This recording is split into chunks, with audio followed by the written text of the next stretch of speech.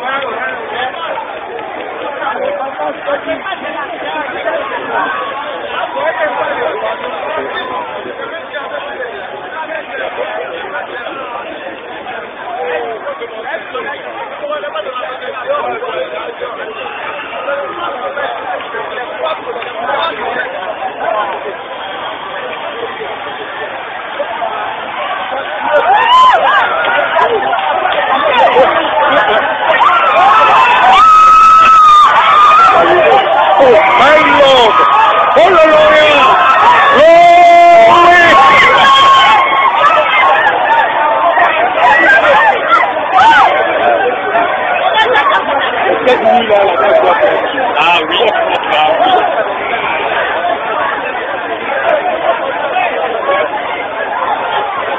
c'est Jimmy, il y a plus de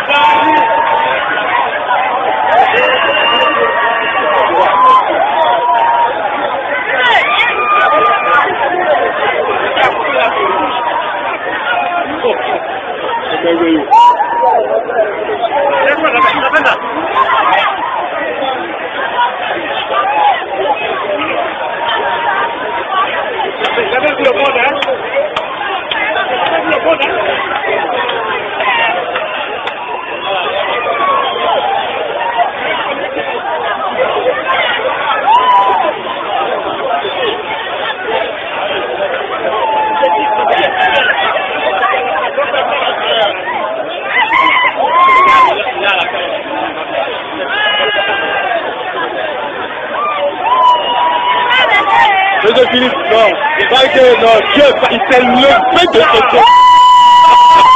C'est le cas à la scène,